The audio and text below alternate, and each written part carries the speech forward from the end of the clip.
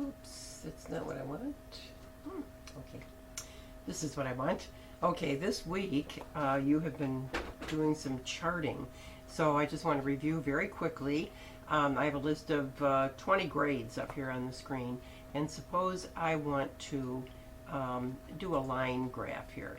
I would choose Insert Recommended Charts, and wait a minute, first of all I have to select them, and then I'm going to Insert Recommended Charts, and I'll click on All Charts and locate Line right here. Okay, and there's the line chart. And it appears, and of course you can move this around, and you can do some extra things with these charts too. If you click on this plus sign icon, you can specify axis titles. You can change, the chart title if you want to. I kind of like to put the data table on it.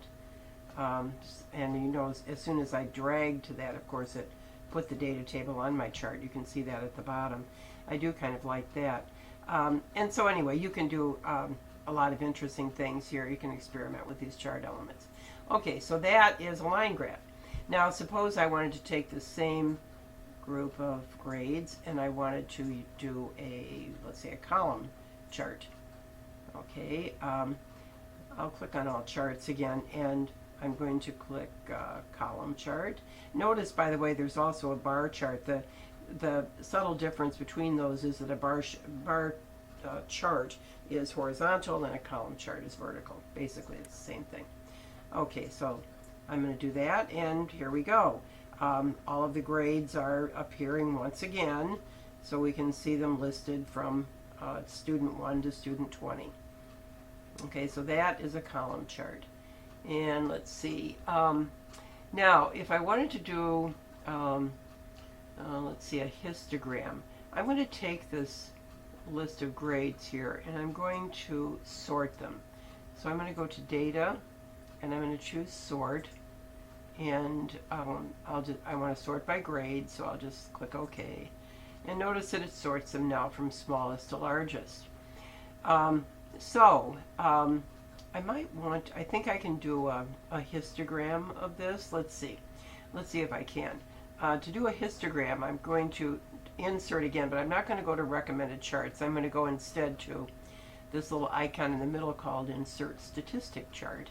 And I'm going to choose the pair to, this one right here, the second one. And notice it assumes that I want these grades grouped in, these are called bins. I want to know how many grades are between 71 and 85, and this is telling me there are 9 of them. You can double check this, of course. It says there are 7 between 85 and 99. There are 2 between 57 and 71, and there are 2 between 99 and 113.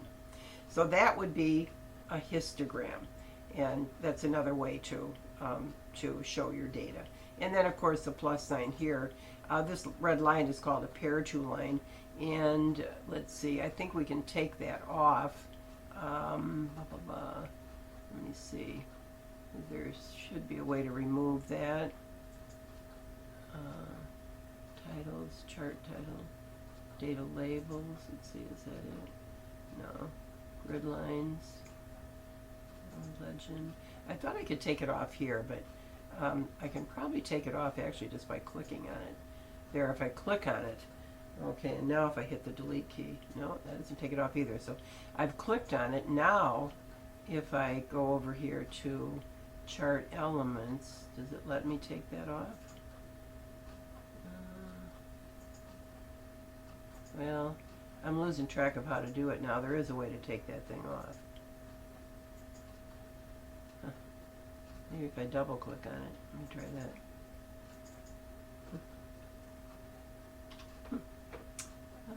Well,